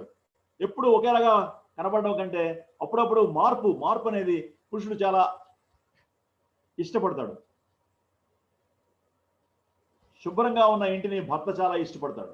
రెండోది, శుభ్రంగా పెట్టుకొని ఇల్లు. భార్య ఇల్లాలుగా ఎప్పుడు మారుతుందంటే ఇంటిని శుభ్రంగా ఉంచుకున్నప్పుడు. ఇల్లాల యొక్క ప్రాథమిక బాధ్యత శుభ్రత.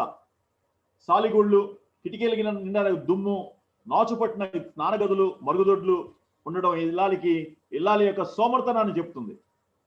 ఇంటి ముందటి భాగం పెరటి భాగం శుభ్రంగా ఉంచుకో. పూల కుండీలు అమర్చుకో. బల్ల మీద మంచి డిజైన్ ఉన్నటువంటి టేబుల్ క్లాత్ పరువు. నేలను తడిగుడితో మాప్ చేయి.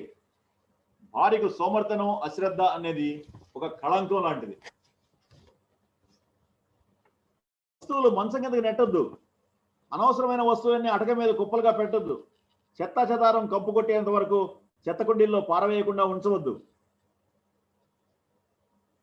మూడోది, మంచి భోజనం అంటే అతనికి చాలా ఇష్టం. మంచి భోజనం అంటే ఖరీదైన భోజనం కాదు. ఎప్పుడూ ఒకే రకంగా ఉండకుండా మార్పు అవసరం. ఏ పూట ఏమి వండాలో ముందుగా నిర్ణయించుకో. రకరకాల వంటలు నేర్చుకోవడానికి ఆసక్తి చూపించు.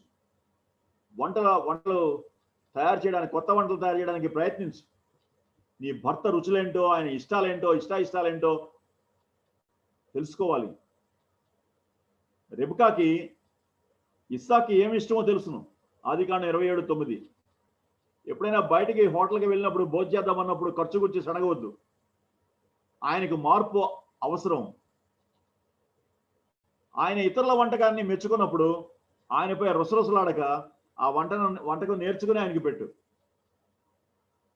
నిర్ణయాలు తీసుకోవడం అతనికి చాలా ఇష్టం. నీ సలహాలు అడిగినప్పుడు తాను తీసుకునే తీర్మానాల్లో నువ్వు జోక్యం కలుగజేసుకుంటా అతనికి అంత ఇష్టం ఉండకపోవచ్చు. అతను ఏం చేయాలో నువ్వు చెప్పడం వల్ల అతనికి ఇష్టం ఉండదు. అతను ఏం చేయాలో నువ్వు చెప్పడం అతనికి ఇష్టం ఉండదు. ఇంటి ఆర్థిక విషయాలు అతను చూసుకుంటున్నప్పుడు గొడవ పెట్టద్దు. ఆయన పొరపాటు చేస్తే తోడుగా నిలిచి సహాయం చేయి. ఆయన తప్పులు చేయకుండా ఉండడానికి దేవదూత కాదు.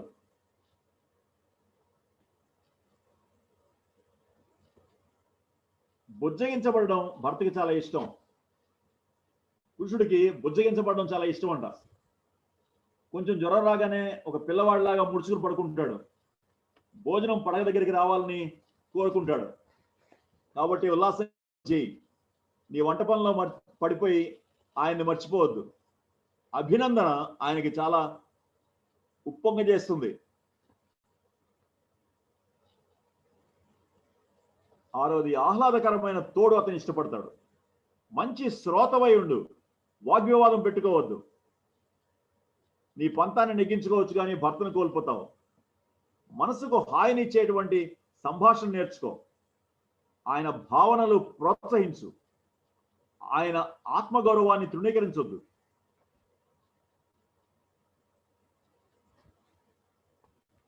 పిల్లలతో సాయంకాలం బయటికి వెళ్ళండి. పిల్లలు ఆడుకుంటుండగా ఒకరితో ఒకరు పిచ్చాపాటి మాట్లాడుకోండి. సంపూర్ణ సంసార సుఖాన్ని అతను ఇష్టపడతాడు. ఆయనకి ఎందుకింత కామవాంఛ అని చాలా మంది భార్యలు ఆశ్చర్యపడతారు. భార్య ఇలా అనుకోవడం వల్ల తాను ఒక కామాంధుడు అనేటువంటి అపరాధ భావన అతనిలో కలుగుతుంది. వాళ్ళని దేవుడు ఆ విధంగా సృష్టించాడు. వాళ్ళలో ఎక్కువ సెక్స్ డిజైర్ ఉంటుంది. ముసలివారైన తర్వాత కూడా భార్య పట్ల రతికరికి తప్పు లేదు.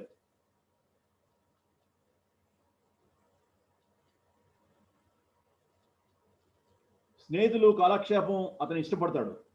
అప్పుడప్పుడు ఏదైనా ఆట ఆడడానికి లేకపోతే కాలక్షేపం కొరకు స్నేహితులను కలుసుకోవడానికి బయటికి వెళ్తే దానికి పెద్ద ఇష్యూ చేయొద్దు. ఒకవేళ తన స్నేహితులు ఇంటికి వస్తే సామాన్యమైన అతిథి సత్కారాలు చేసి తృప్తిపరచు. ఆతిథ్యం ఇవ్వడం అనేది ఒక అద్భుతమైనటువంటి లక్షణం. అతనికి తన తల్లిదండ్రులు అంటే చాలా ఇష్టం. నీ భర్త తల్లిదండ్రులతో సత్సంబంధాలు కలిగి ఉండు.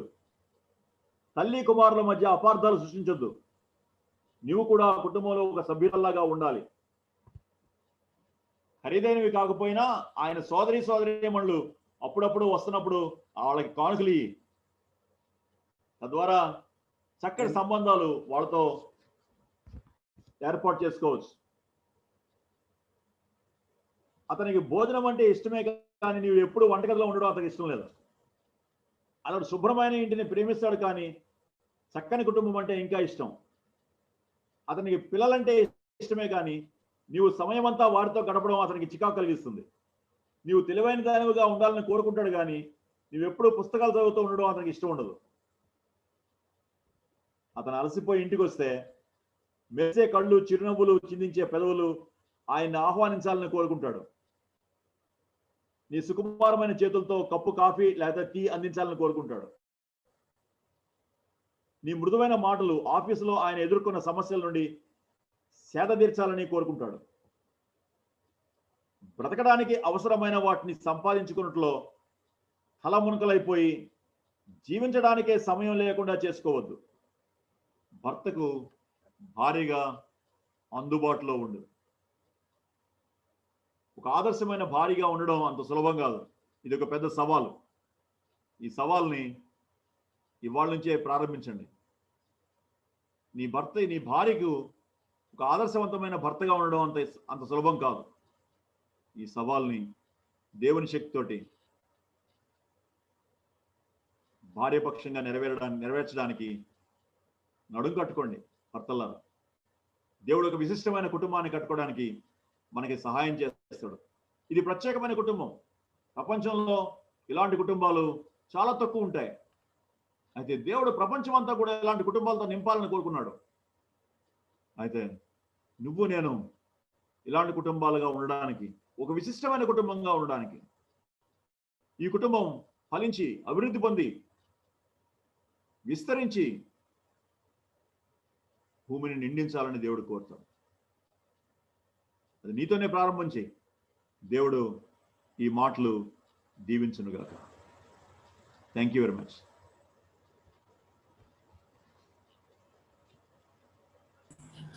Thank you so much, Anna. So wonderful messaging. దేవుడు మీ ద్వారాగా మాకు అందించాడు. ప్రభు గొప్పగా మిమ్మల్ని వాడుకొని మంచి విశిష్టమైన యూనిక్నెస్ క్రిస్టియన్ ఫ్యామిలీస్గా ఉండడానికి చక్కని మాటలు దేవుడు మీ ద్వారాగా అనుగ్రహించాడు. అయితే ఈ చెప్పబడిన మాటల్ని మనం ప్రార్థన చేసిన తర్వాత క్వశ్చన్ అండ్ ఆన్సర్ కొరకు మనం కొంత సమయాన్ని ఇద్దాము. వచ్చిన వారు ఎవరైనా మీకు ఏదైనా ప్రశ్నలు ఉంటే మీరు